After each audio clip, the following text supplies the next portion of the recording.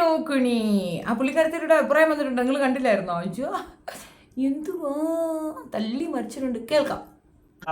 ഒരു ഗിഫ്റ്റ് നമ്മൾ കൊടുത്ത ഇഷ്ടദാനം അല്ലെങ്കിൽ എന്തുവാട്ടെ, ഒരു അച്ഛൻ മരിച്ച പിള്ളേർക്ക് ഗിഫ്റ്റ് കൊടുത്തെന്ന് വെച്ചു, ദൈവത്തിന്റെ പ്രതിപുരുഷൻ ഗിഫ്റ്റ് കൊടുത്തെങ്കിൽ അത് തിരിച്ചു മേടിക്കണമെങ്കിൽ അയാളുടെ മാനസികാവസ്ഥ അതായിരിക്കും. പറയാൻ പറ്റും പക്ഷെ കുഞ്ഞുങ്ങളുടെ മേടിക്കുന്നതാണ് അവര് ദൈവം അനുഗ്രഹിക്കുന്നത്. അവർക്ക് അത്ര വലിയ നല്ല കാര്യമാണ് അവർ ചെയ്തെങ്കിൽ അവർ ദൈവം അനുഗ്രഹിക്കട്ടെ ഞാൻ പറയുന്നു. ആ കുഞ്ഞുങ്ങളെ കൊണ്ട് എന്തായാലും കടത്തന്നെ കിടക്കാൻ പറ്റത്തില്ല. ഇറക്കി വിട്ടാൽ കടത്തന്നെ കിടക്കും. വാടകയ്ക്ക് എന്തായാലും വീട് ഇറക്കി വിടട്ടേന്നേ. മൂത്ത മോനും ഇളയ മോനും അവകാശമുള്ള വീടല്ലേ അത്. സുധിച്ചേട്ടന് 2 മക്കളും അല്ലേ അത്. അവർക്ക് അവകാശമുള്ള വീട് ഇവര് നിയമപരമായിട്ട് ഇറക്കി വിടട്ടേന്ന്. ഇറക്കി വിടുമ്പോ വിടട്ടെ. എന്റെ കൊടുത്ത വീട് കുഞ്ഞുങ്ങളുടെ മേടിക്കുന്നതാണ് അവര് ദൈവം അനുഗ്രഹിക്കുന്നത്. എന്തിരി പറയണത്? ഇങ്ങനൊന്നും അല്ലല്ലോ സച്ചി മുമ്പ് പറഞ്ഞത്. സച്ചി വിരളൊക്കെ നൊടിച്ച് വെപ്രാളപ്പെട്ട് എന്തൊക്കെയോ അങ്ങ് തള്ളി മറിച്ചിട്ട് പോകുന്നുണ്ടായിരുന്നല്ലോ. ഇപ്പം എന്താ അടങ്ങിയ? ഓ 50 പൈസയ്ക്ക് 50 അടങ്ങി. അല്ല, ബിഷപ്പ് ചെയ്തത് ശരിയല്ല കേട്ടോ. ദാനം കൊടുത്ത സാധനമൊക്കെ തിരിച്ചു വാങ്ങിക്കാൻ പാടുണ്ടോ? അത് മാത്രമല്ല ചേച്ചിക്ക് അതിനകത്ത് ഒരു ഇടൻപാടുമില്ല. അത് നിങ്ങൾക്ക് അറിയത്തില്ലേ? ചേച്ചിയുടെ വസ്തുവേ അല്ല, പിന്നെ ചേച്ചിയുടെ കയ്യിൽ നിന്ന് എങ്ങനെ വാങ്ങിച്ചെടുക്കും? അതൊരു പോയിന്റ് അല്ലേ? അത് ഫാദർ മറന്നുപോയി. ബിഷപ്പിന് അറിയാത്തൊരു കാര്യം മനസ്സിലാക്കുക. ചേച്ചിക്ക് ആ വസ്തുവിൽ യാതൊരു അവകാശവും ഇല്ല. പക്ഷെ ചേച്ചിയും ചേച്ചിയുടെ അച്ഛനും ചേച്ചിയുടെ ചേച്ചിയും ചേച്ചിയുടെ പിള്ളേരും ആക്രികളും ഒക്കെ അതിനകത്താണ് താമസിക്കുന്നത്. വല്ലവൻ്റെയും പറമ്പിൽ കയറി അട്ടിപ്പേറെടുത്ത് കിടക്കുന്ന ഒരുത്തി. ഇപ്പൊ നിനക്ക് മനസ്സിലായില്ലേ അത് നിന്റെ വീടല്ല എന്ന്? ഇപ്പൊ നീ സമ്മതിച്ചില്ലേ? ഇനി മാറ്റി പറയരുത്. നിനക്കൊരു വ്യവസ്ഥയില്ല. പലരും പറയുന്ന ഒരു കാര്യമാണ്, അല്ലെങ്കിൽ പലരും ചോദിച്ചൊരു കാര്യമാണ്, അങ്ങനെ ചെയ്യാൻ പാടുന്നു. അപ്പൊ പിറോസണനും ഒക്കെ സപ്പോർട്ട് ചെയ്യുന്നുണ്ടോ? പിറോസണനും പറയുന്നതാണ്, നമ്മൾ ദാനം കൊടുത്ത സാധനം വാങ്ങിച്ചെടുക്കാൻ പറ്റുമോ? അവള് വേറെ കല്യാണം കഴിക്കാത്തടത്തോളം അതിനകത്ത് അവള് കിടന്നോട്ടെ. 2 പിറോസണനും പറയുന്നത്. അപ്പൊ ആകെ മൊത്തത്തിൽ ഇത് ചെയ്യാനുള്ള കാര്യങ്ങൾ ഒന്നുകൂടെ സൂചിപ്പിക്കാമെന്ന് പറഞ്ഞാണ് ഞാനിനി ഈ വീഡിയോ ചെയ്യത്തില്ല. കാരണം നമ്മൾ ഒരു മാനവും അഭിമാനവും നാണവും ഒക്കെ ഉള്ള ഒരാളെടുത്ത് നമുക്ക് ഒരാളെ ഇങ്ങനെ ചെയ്യല്ലേ, മര്യാദയ്ക്ക് ജീവിക്കുക നമുക്ക് പറയാം. അഭിമാനബോധമോ നാണമോ ഒരൽഫ ഉളുപ്പോ ഇല്ലാത്ത ഒരു സാധനത്തിന് നമ്മൾ എന്ത് പറയാനാണെന്ന്. ഇവള് പല ആവർത്തി ബിഷപ്പിൻ്റെ വോയിസ് ഉണ്ടെന്നും ബിഷപ്പിൻ്റെ ചാറ്റ് ഹിസ്റ്ററി അവളയിലുണ്ടെന്നും ബിഷപ്പുമായിട്ട് അവൾക്ക് എന്തൊക്കെ ലിങ്ക് ഉണ്ടെന്നും സ്ഥിരമായി പറഞ്ഞ് ബിഷപ്പിനെ ഇങ്ങനെ പറയുന്നുണ്ടായിരുന്നു. ഒരു പ്രതിപുരുഷനെന്ന് നമ്മൾ പറയുന്ന അല്ലെങ്കിൽ അങ്ങനെ അവകാശപ്പെടുന്ന ഒരു വ്യക്തിയാണ് ഫാദർ അല്ലെങ്കിൽ ബിഷപ്പ് എന്ന തസ്തികയിലിരിക്കുന്നവർ. ആ തസ്തികയിലിരിക്കുന്ന ഒരു വ്യക്തിക്ക് കൊടുക്കേണ്ട ഒരു സാമാന്യ ഒരു മര്യാദയുണ്ട്. ആ മര്യാദ ഈ സ്ത്രീക്ക് ഉണ്ടായിരുന്നില്ല. അതുകൊണ്ടാണ് ഇങ്ങനെ ഒരു ഭാഗത്തിലേക്ക് അവർക്ക് തിരിയേണ്ടി വന്നിട്ടുണ്ടായിരുന്നത്. ഇനി ഇതിൻ്റെ ന്യായ അന്യായ ക്രയ വിക്രയ ഇത്യാദി വിഷയങ്ങളിലേക്കൊന്നും ഞാൻ പോകുന്നില്ല. അതൊന്നും നമുക്ക് പറയണ്ട. ഒരുത്തിക്ക് തലയ്ക്ക് സുഖമില്ലാത്ത ഓരോ വർത്തമാനങ്ങൾ ഇങ്ങനെ പറഞ്ഞുകൊണ്ടിരിക്കും. അവൾ പറയുന്ന ഒരുപാട് വീഡിയോസ് ഉണ്ട്, നിരന്തരം ഇങ്ങനെ വരുന്നുണ്ട്. ഒരു വിവാഹ വസ്ത്രമൊക്കെ ധരിച്ചുകൊണ്ട് ഭയങ്കരമായിട്ട് ഇരുന്ന് കൊണ്ട് അങ്ങ് തച്ച് തകർക്കുന്നുണ്ട്. അപ്പോൾ ഇവൾ പറഞ്ഞൊരു വീഡിയോ ഞാനിവിടെ പ്ലേ ചെയ്യാം, അതൊന്ന് കേട്ടു നോക്കുക. അതിനകത്തുനിന്ന് നിങ്ങൾക്ക് എന്ത് മനസ്സിലായി എന്നുള്ളതാണ്. എനിക്ക് മനസ്സിലായ ഒരു കാര്യമാണ്, ഇവർക്ക് നല്ല ചുട്ട പെടയുടെ കുറവാണ്. ഒരു നാണം ഉള്ളവളാണെങ്കിൽ അന്തസ്സുണ്ടെങ്കിൽ അവിടെ നിന്ന് ഇറങ്ങിപ്പോണം. അതാണ് ചെയ്യേണ്ടത്. വ്ളോഗർമാർ എന്നോട് ചോദിക്കാറുണ്ട്, രേണുസുതിയെ കുറ്റം പറയാൻ ഫാദർ വരുമോ? അപ്പൊ ഞാൻ പറഞ്ഞു, ഞാൻ ഇനി ഒരു ഇതിനുമില്ല എന്നാണ് അദ്ദേഹം, ആ പിതാവ് എൻ്റെ ചേച്ചിയോട് ഫോണിൽ സംസാരിച്ചത്. അതിലെ റെക്കോർഡ് എൻ്റെ ഫോണിൽ ഞാൻ ഈ മറ്റേ ഈ ചില ആളുകൾ കാണിക്കുന്ന ചെറ്റത്തരവും തന്നെ പറയാം. പേഴ്സണൽ വോയിസ് എടുത്തിട്ട് യൂട്യൂബിൽ ഇടുക, പബ്ലിക് ആക്കുക. അങ്ങനത്തെ ചെറ്റത്തരം എൻ്റെ കയ്യിൽ ഇല്ലാത്തത് കൊണ്ട് ഞാനിത് പബ്ലിക് ആക്കുന്നുമില്ല. എൻ്റെ ഫോണിനകത്ത് റെക്കോർഡ് അദ്ദേഹം പറഞ്ഞത്.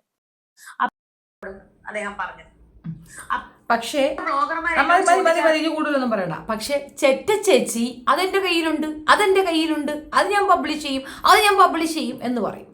ചെറ്റ ചേച്ചിക്ക് അത് പബ്ലിഷ് ചെയ്യാനായിട്ടൊരു ഉണ്ടേ ഇല്ല എന്നുള്ളത് നമുക്കൊക്കെ അറിയാം, ഫാദറിനും അറിയാം. പക്ഷെ ചെറ്റ ചേച്ചി ഇതെന്റെ കയ്യിലുണ്ട്, ഞാനിത് പബ്ലിഷ് ചെയ്യും, ഫാദറിനെ ഞാൻ ഏറി കയറ്റും, ഫാദറിനെ ഞാൻ മൂക്കി കയറ്റും, ഫാദറിനെ ഞാൻ തൊലിക്കും എന്ന് പറയുമ്പോഴത്തേക്ക് അത്യാവശ്യം വ്യൂ കിട്ടുള്ളൂ. അങ്ങനെ വ്യൂവിന് വേണ്ടിയിട്ട് ചെറ്റ ചേച്ചി ഇതെടുത്ത് വെച്ചുകൊണ്ട് പറയും. അതായത് ഈ സജീന വ്ളോഗ്സിനെതിരെ അതുൽ ഒരു വോയിസ് പബ്ലിഷ് ചെയ്തിരുന്നു. നന്നായി സംസാരിച്ചപ്പോൾ അവർ തമ്മിൽ കമ്മ്യൂണിക്കേറ്റ് ചെയ്തൊരു സംഗതി പുള്ളിക്കാരൻ പുറത്തു വിട്ടിരുന്നു. അപ്പോൾ അതിനകത്ത് വ്യക്തമായിട്ട് സജീന എൻ്റെ അടുത്ത് സംസാരിച്ച വോയിസ് എൻ്റെ ഇരിപ്പുണ്ട്, ഞാനത് പുറത്തു വിട്ടിട്ടില്ല, എനിക്ക് താല്പര്യമില്ല. അപ്പം അവിടെ പുറത്തു വിട്ടെന്ന് പറഞ്ഞാൽ ബിഗ് ബോസ് കയറ്റി കൊണ്ടുപോകോടാന്ന് അങ്ങനെ എന്തൊക്കെ ചോദിച്ചു എന്നൊക്കെ പറയണം. ഞാനത് കേട്ടിട്ടില്ല കേട്ടോ, അതുകൊണ്ട് എനിക്ക് അതിനെപ്പറ്റി അറിയത്തില്ല. ഞാൻ അതുൽ വ്ളോഗിൻ്റെ ഒരു ഫോളോവറോ വ്യൂവറോ ഒന്നുമല്ല. വല്ലപ്പോഴും ഒക്കെ പോയിരുന്ന് കാണും, വല്ല സീരിയസ് ഇമ്പോർട്ടൻറ്റ് മാറ്റർ ഉണ്ടെങ്കിൽ. അല്ലാതെ എൻ്റെ ഏറ്റവും വലിയ പ്രശ്നം എന്ന് പറഞ്ഞാൽ കൊടുക്കുന്ന തമ്പല്ല അതിനകത്തുള്ളത്. ആ ഒരു മാറ്റർ കൊണ്ട് തന്നെ ഞാനത് സ്കിപ്പ് ചെയ്യുകയാണ് പതിവ്. ഇപ്പം ഈ സ്ത്രീ ഈ പറഞ്ഞ ഒരു കാര്യത്തിൽ തന്നെ ഉണ്ട് ഇതിൻ്റെ പ്രസ്തുത പ്രശ്നം. നിരന്തരമായി അദ്ദേഹത്തിൻ്റെ വോയിസ് ഉണ്ടെന്ന് പറയുകയും ആ വോയിസ് ഒരു വാഴയില്ല എന്നുള്ള തിരിച്ചറിവിൽ ഒരു കൺഫ്യൂഷൻ ഉണ്ടാക്കി കൊടുത്തിട്ട് നാട്ടുകാരെ കൊണ്ട് ഫാദറിൻ്റെ പദവിക്ക് മോശം തട്ടുന്ന രീതിയിലുള്ള സ്റ്റേറ്റ്മെൻറ്റും സൈബർ ബുള്ളിയും അദ്ദേഹം നേരിടുന്നത് കൊണ്ട് മാത്രമാണ് ഇങ്ങനെ ഒരു ആക്ഷൻ എടുക്കേണ്ടി വന്നത്. ആൻഡ് ദെൻ ഇവളുടെ ഗുണ്ട സജീന നിരന്തരം ഇരുന്നു കൊണ്ട് ഈ ഫാദറിനെതിരെ വളരെ മ്ലേച്ഛമായ പരാമർശങ്ങൾ നടത്തുന്നുണ്ടായിരുന്നു. നിരന്തരം ഇത് ശീലമായിരുന്നു.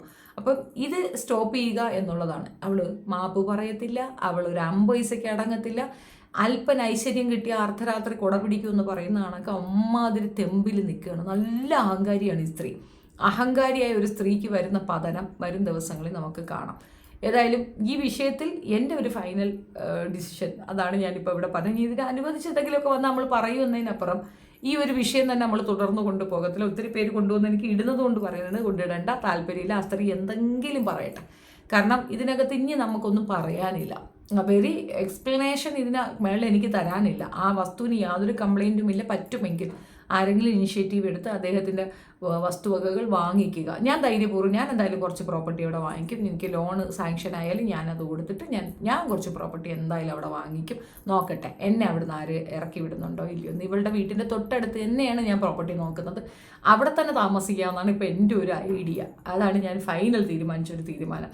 നോക്കട്ടെ അവിടെ താമസിച്ചാൽ എന്തെങ്കിലും പ്രോബ്ലം വരുമോ ഇല്ല. ഞാൻ പിന്നെ ഫിറോസിനെ കൊണ്ട് വീട് വെപ്പിക്കണമെന്നും ആഗ്രഹിച്ചിട്ടുണ്ടായിരുന്നു. പക്ഷെ അത് ഇനി വേണ്ട. കാരണം ഇത്രയും വൃത്തികെട്ട ഒരുത്തൻ എൻ്റെ പറമ്പിൽ നല്ല ആ റോട്ടിൽ കൂടെ പോയാലും ഞാൻ വല്ലതൊക്കെ വലിച്ചെറിഞ്ഞു കൊടുക്കും. കാരണം അത്ര വൃത്തികേടാണ് ഫിറോസ് ഇപ്പം കാണിച്ചത്.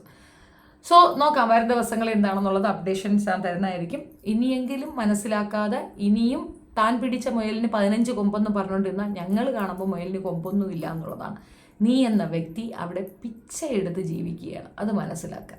നിനക്കിപ്പോൾ വരുമാനമൊക്കെ ഉണ്ടായിരിക്കും. അന്തസ്സുണ്ടെങ്കിൽ നീ സുചിച്ചേട്ടൻ്റെ പെണ്ണാണെങ്കിൽ ഇറങ്ങിപ്പോടി. വല്ലവൻ്റെ പറമ്പിൽ കയറി കിടക്കാതെ ഇറങ്ങിപ്പോടി. ഇപ്പം നിനക്ക് മനസ്സിലായില്ലേ നീ ഒന്നുമല്ലാന്ന്. നീ ഒന്നുമല്ല. You are a very big zero. അത് മനസ്സിലായില്ലെങ്കിൽ മനസ്സിലാവും കമ്മിങ് ഡേയ്സിൽ. വല്ലവൻ്റെയും ഔദാര്യത്തിൽ, വല്ലവൻ്റെയും പിച്ചക്കാശിൽ വീട് വെച്ച് അതിനകത്ത് കയറി കിടക്കുന്ന ഒരു ദരിദ്രവാസിയാണ് നീ. മനസ്സിലായില്ല? Artist, you are only a ദരിദ്രവാസി. That's it. അതൊരു റിയലൈസേഷനാണ്. അവിടെ കിടന്നുകൊണ്ട് വായ്ത്താളം അടിക്കുന്നത് നമ്മൾ ഈ തെരുവിൽ പോകുന്ന പട്ടികൾ കുരയ്ക്കുന്നത് പോലെയാണ്. നമ്മളെ കാണുമ്പോൾ പട്ടികൾ കിടന്ന് കുരയ്ക്കത്തില്ലേ? ആൻഡ് ദെയർ അത്രയേ ഉള്ളൂ. നീ നല്ല ഒന്നാം തരം ഒരു തെരുവ് നായയ്ക്ക് തുല്യമായ ഒരു സ്ത്രീയാണ്. അത്രയാണ് എനിക്ക് മനസ്സിലായത്. ഇനിയും നിനക്ക് ആ ഫാദർ ചെയ്തു തന്നതിൻ്റെ മഹാത്മ്യം മനസ്സിലായില്ല എങ്കിൽ നിനക്ക് അത്ര വാല്യൂവേ പൊതുസമൂഹം തരുന്നുണ്ട്. കമൻ്റൊക്കെ ഞാൻ കാണുന്നുണ്ട്. എൻ്റെ പൊന്നോ തൊലി കട്ടി ആഭാരം ഒന്നും പറയാനില്ലടി. നമുക്കൊരു എനിക്കൊക്കെ റോങ് കമൻസ് ഒക്കെ വരാറുണ്ട് സീരിയസ്ലി. അപ്പം നമ്മളൊന്ന് വിചിന്തനം നടത്തും. എന്താ ഇത്രയും ബാഡ് കമൻസ് വരുന്നത്? എന്തായിരിക്കും? എന്തെങ്കിലും വസ്തുതയുണ്ടോ? അപ്പം നമ്മൾ പറഞ്ഞില്ല എന്തെങ്കിലും റോങ് ഉണ്ടോ? ഇങ്ങനെ നമുക്കൊരു കൺഫ്യൂഷനൊക്കെ വരും. ആൻഡ് ദെൻ നമ്മൾ ഡിസൈഡ് ചെയ്യും ശരി നമുക്ക് തിരുത്താം എന്നുള്ളത്. ഇത് സിമ്പിളായിട്ട് തിരുത്താവുന്ന പ്രശ്നമാണ്. ഫാദറെ ഞാൻ അങ്ങനെ ഒരു വോയിസ് എൻ്റെ ഇല്ല, ഞാനത് പറയത്തില്ല. ഇനി ഉണ്ടെങ്കിൽ തന്നെ ഞാൻ അങ്ങനെ ഇനി ഒരു മീഡിയത്തിൻ്റെ മുമ്പിൽ ഇരുന്ന് പറയില്ല എന്ന് പറഞ്ഞാൽ തീരത്തില്ലേ. ഇത് ഇവളെന്താ വിചാരിച്ചതെന്ന് അറിയാമോ? ഫാദറിനെയും കിച്ചനെയും കൂടെ തമ്മിലും കൊണ്ട് ഫൈറ്റ് ആക്കി കൊടുത്തു കഴിഞ്ഞ് നമുക്കിങ്ങ് ഷേവാവാന്ന്. എടീ നീ അധികാരത്തിലിരിക്കുമ്പോൾ, അതായത് അമ്മ എന്ന അധികാരത്തിലിരിക്കുമ്പോൾ ആ കുട്ടികൾക്ക് നേരിടുന്ന എന്ത് ബുദ്ധിമുട്ടിൻ്റെയും ഉത്തരവാദി നീയാണ്.